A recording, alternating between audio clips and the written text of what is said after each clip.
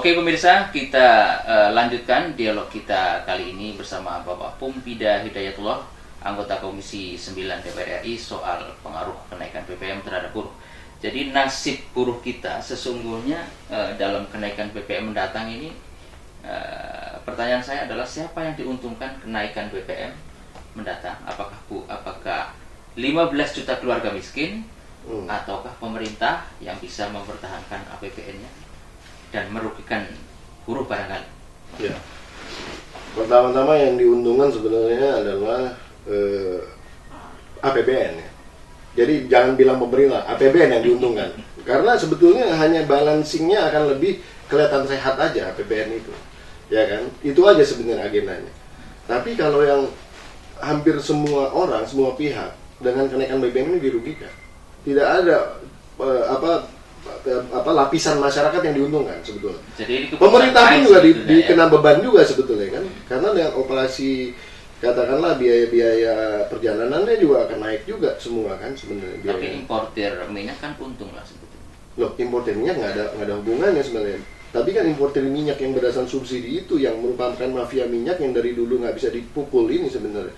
Dia yang selama ini menikmati subsidi itu. Nah itu jangan salah. Nah ini harus dipahami juga sama teman-teman gitu. Jadi subsidi minyak yang terjadi itu kan tidak ke hilirnya sebenarnya, tidak ke orang-orangnya gitu, tapi yang ke minyaknya di awal dia dimasuknya diinjek, dan ini yang menikmati jelas. Kalau begitu tuntutan mereka itu adalah bagaimana menghapuskan atau menghilangkan mafia ini, bocoran di mana-mana. Ya tapi kan istilahnya selama subsidi itu diinjek di hulu, itu pasti yang menikmati mafia lah. Dikarenakan mereka mempunyai fleksibilitas untuk bermain di perdagangan yang terjadi. Jadi marginnya istilahnya kalau dalam konteks dagang itu marginnya udah jelas karena ada subsidi tadi gitu. Karena kalau nggak ada pasar bebas, sebetulnya itu istilah kompetisinya berdasarkan pasar aja.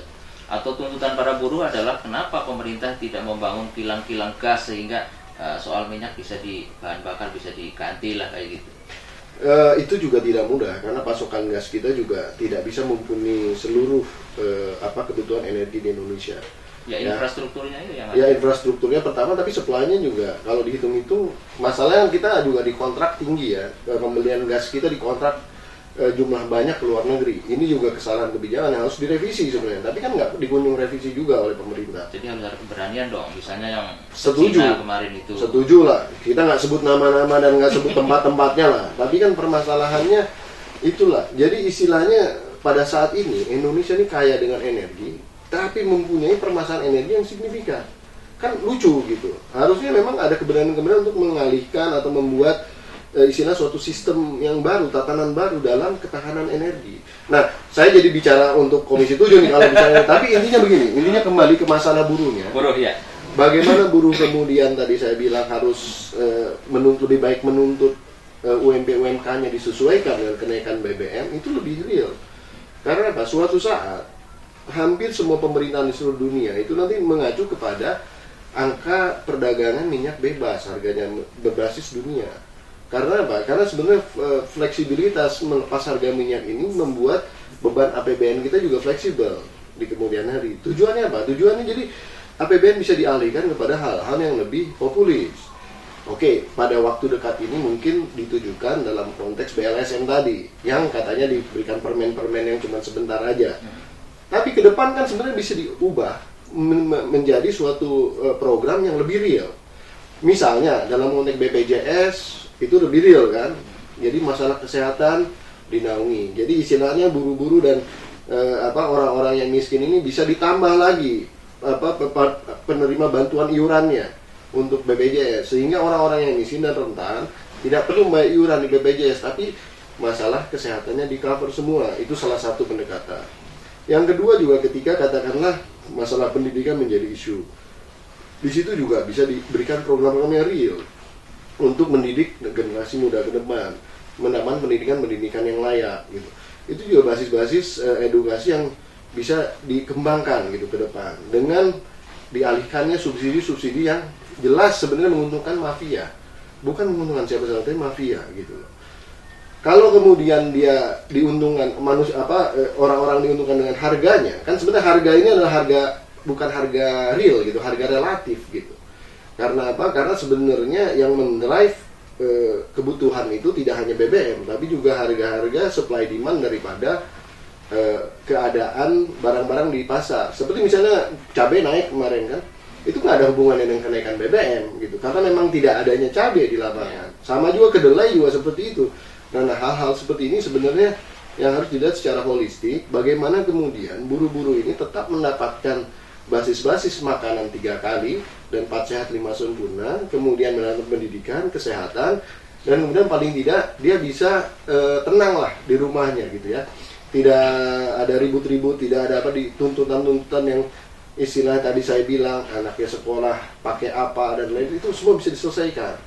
Itu tujuannya sebenarnya. Oke, soal upah minimum provinsi atau kabupaten seperti yang tadi Bung katakan, selama ini aja kan para buruh, para pengusaha yang tergabung dalam mungkin Apindo atau Kadin, Kadin ya, tapi kan belum sepenuhnya mereka bisa memaklumi soal kenaikan upah yang kemarin itu, sehingga susah dijalankan. Makanya saya bilang tadi, persoalan BBM naik ini yang dirugikan kan semua lapisan masyarakat, termasuk pengusaha juga. Pasti dia akan kena beban produksi yang akan bertambah. Nah, apalagi nanti buruh meminta UMP dan UMK lagi. Nah, ini persoalan tersendiri lah itu. Kita nggak bicara itu, tapi bicara dalam konteks buruhnya. Nah, coba bayangkan kalau misalnya katakanlah kemudian buruh harus dari UMP ini kan sebenarnya kan adalah jaring pengaman. Dia itu adalah basis terbawah. Seorang buruh harus dibayar oleh perusahaan, ya kan? Bukan buruh dari 0 tahun ke 10 tahun dia tetap di sini terus. Tidak boleh itu. Itu kalau itu terjadi ketidakadilan gitu. Masa dia 10 tahun UMP terus? Jadi dinaikkannya karena UMP-nya naik, dia naik gitu loh gajinya. Nggak fair dong. Nggak fair sekali. Asumsi UMK ini adalah untuk orang lajang sebenarnya. Bukan untuk orang yang sudah berkeluarga, punya anak dan lain-lain. Jadi kalau ada seorang buruh bekerja di satu perusahaan digaji UMP, tapi dia anaknya 5, ya dia termasuk golongan miskin juga sebetulnya kan? Nah, ini harus dipahami semua masyarakat. Yang lucu itu dia, ketika kemarin kebijakan kenaikan di tahun 2013 ini naik, UMP dan UMK sudah ditentukan, walaupun terjadi isu bahwa ketinggian lah atau bagaimana, itu terserah masing-masing daerah ya, isunya beda-beda soalnya. Nah, ini kan harusnya, ini bawah nih, jaring pengaman, lucunya dibuat juga ada penangguhan gitu. Jadi masih ada perusahaan-perusahaan yang minta ditangguhkan di bawah level ini. Dan pemerintah membolehkan itu. Menurut saya nggak masuk akal. Oh, ini udah paling bawah kok. Gitu loh. Harusnya nggak usah dibawahin lagi gitu. Harusnya jadi, udah posisi buruh semakin tergencet lagi. Ya, intinya dengan mekanisme penangguhan itu tidak bisa. Tapi seharusnya ketika UMP UMK naik ini, kebijakan pemerintah bukan membuat perusahaan-perusahaan itu bisa mengajukan penangguhan, tapi diberikan insentif. Misalnya pengurangan pajak. Betul, salah satunya pajak misalnya. Kemudian misalnya katakan kalau orang yang berhutang ke bank dimintakan pemotongan bunga, penundaan pembayaran, kan seperti itu insentifnya bisa. Selama dia bisa menunjukkan bahwa buruhnya dibayar di pas UMP ataupun di atasnya, itu diberikan insentif. Jadi harus ada pengertian dari semua pihak. Iya, jangan masalah penangguhan. Kalau penangguhan, ya istilahnya kasihan buruhnya. Oke, jadi kalau hanya dibebankan kepada itulah solusi buruh semuanya, penderitaannya ya tidak fair juga. Yang lain-lain yang pengusaha dan sebagainya juga harus memahami hal itu. Oke, pemirsa, kita lanjutkan tentunya setelah pesan-pesan berikut ini.